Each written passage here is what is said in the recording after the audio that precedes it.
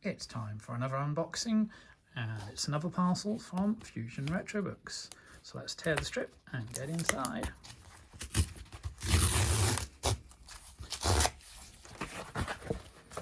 So we have another book from Graeme Mason. This is ZX Dreams, celebrating the brilliant, the beautiful and wonderful ZX Spectrum games that we love to play. There's Graeme in the middle, surrounded by the sprites. You've had the nightmares, now enjoy the dreams. Welcome to ZX Dreams, the celebration of the finest games on the Sinclair ZX Spectrum computer. From enduring classics, Jet Set Willy and Nightlaw, to low-priced treasures Booty, Finders Keepers and Dizzy, plus all those fantastic licensed games such as Commando, R-Type, The Hobbit and Robocop. ZX Dreams is a book dedicated to those beautiful games we love to play, and are glad we did. So if you've been following the series so far, there was ZX Nightmares by Graeme. There was C64 Nightmares by me, launched in August 2024, and now we have ZX Dreams. So other retro gaming titles available: Graph Gold Story, C64 Nightmares, Crash the Legacy, ZX Nightmares, the C64 Collector's Guide to Mastertronic. So a signed copy there, thanks to Graeme.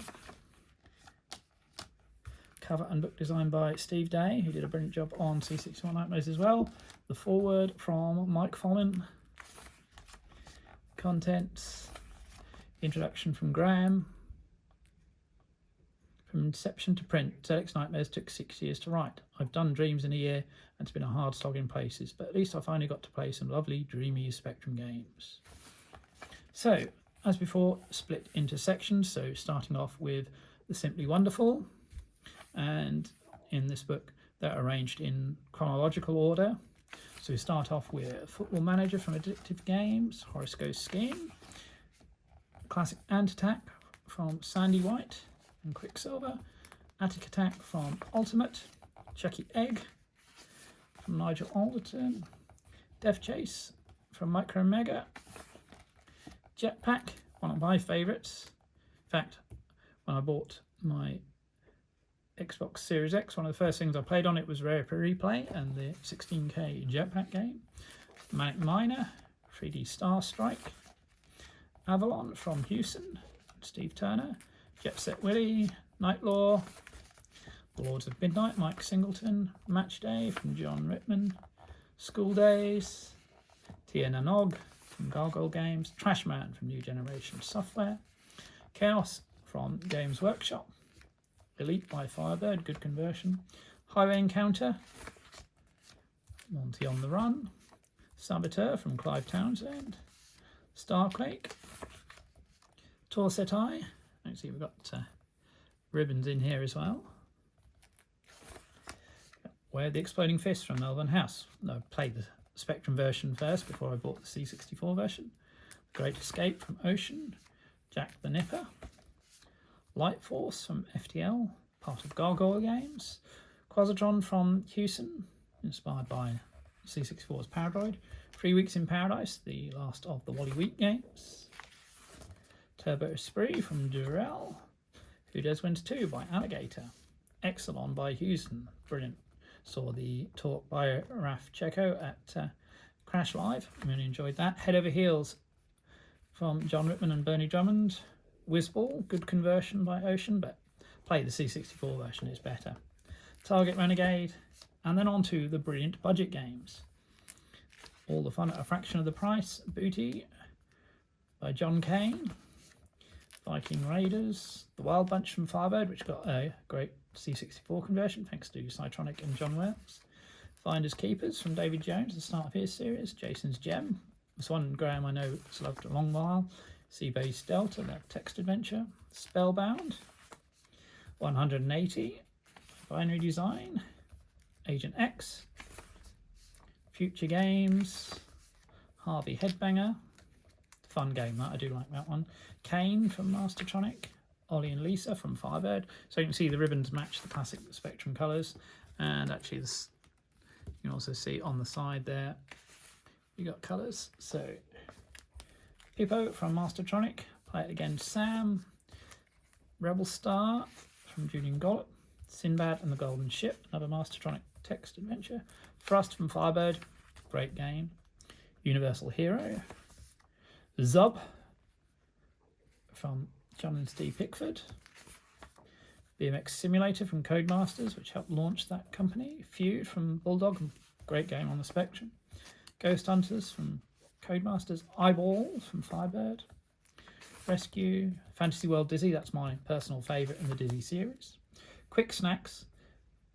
This is a fun game, a bit like Pengo, you shove the blocks around, but I personally prefer the C64 version. Different game, plays very differently. Slightly magic. And then on to Amazing Arcade, an arcade machine on your Specky. And there were some good attempts on the Spectrum.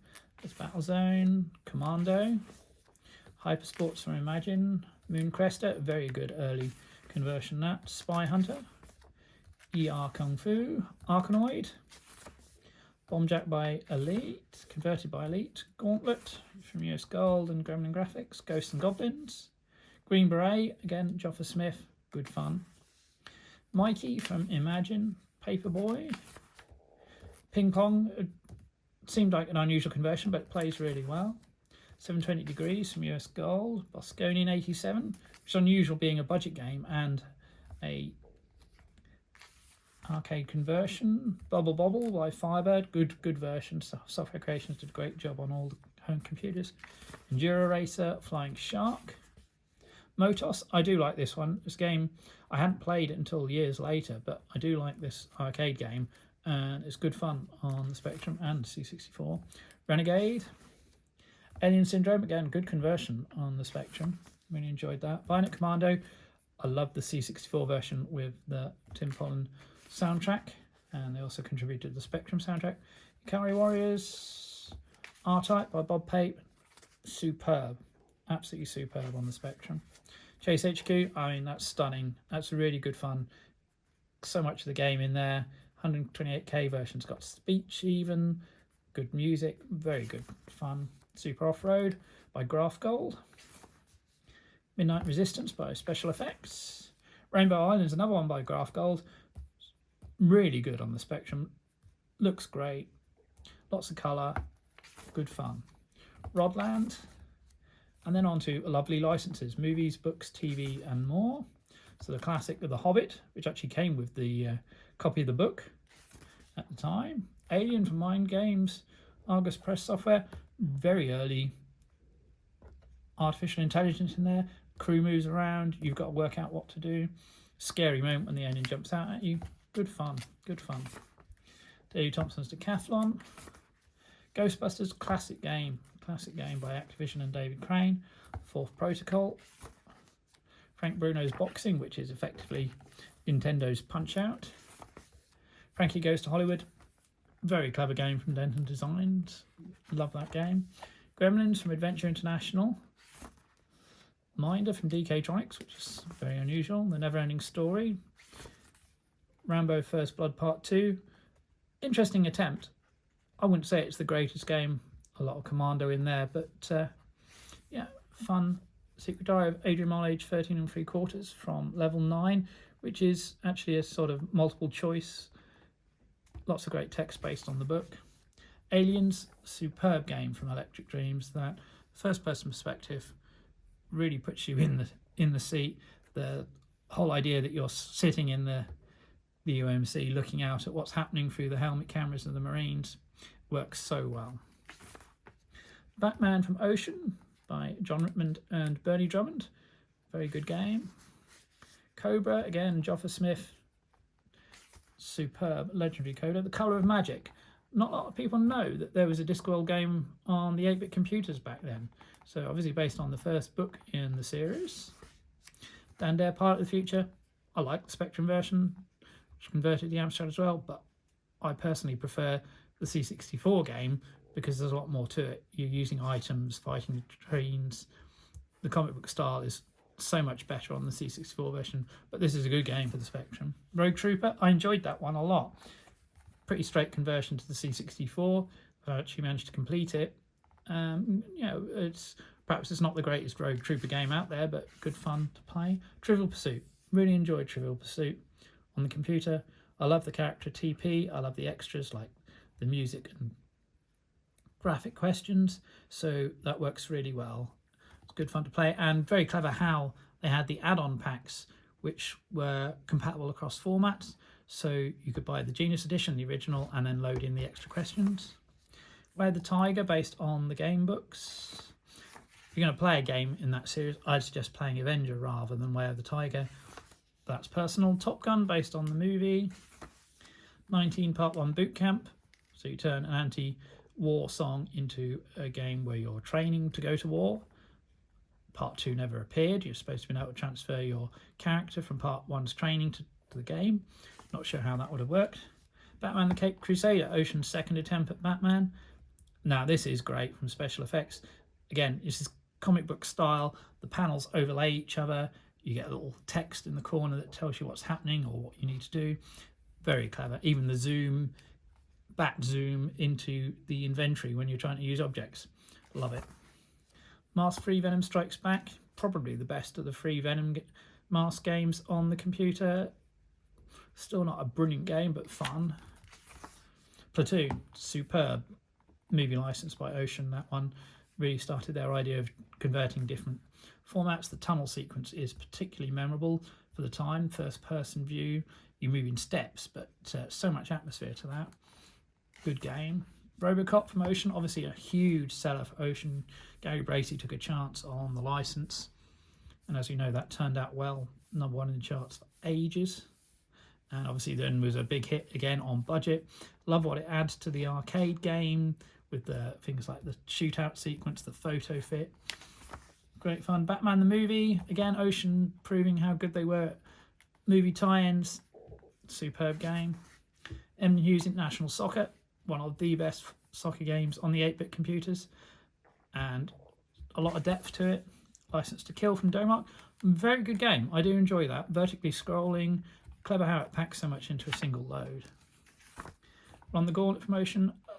Tricky, but yes, again, a TV show. Perhaps you may not have heard of it, but good fun with all the different courses. Although the wall, the running event, does take a lot of joystick waggling, but beside the point. The Untouchables, I mean, Ocean at their best. Period graphics, music, superb tie-in to the Kevin Costner, Brian De Palma film. Really enjoyed that game. Hudson Hawk. Now, this is a strange one. The film flopped. Big failure for Bruce Willis. I quite enjoyed the film myself, but that's by the by. Special effects turned this into a very unusual platform game where you're not killing things, basically. You're throwing tennis balls or baseballs at the enemies. You're trying to solve puzzles. Interesting game. Very different to the film.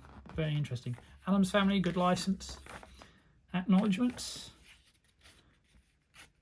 So, obviously, thanks to Steve Day and Chris Wilkins of Fusion Retro Books, and the Graph Gold book as well they've done. So Graeme Mason is a freelance writer specialising in retro gaming.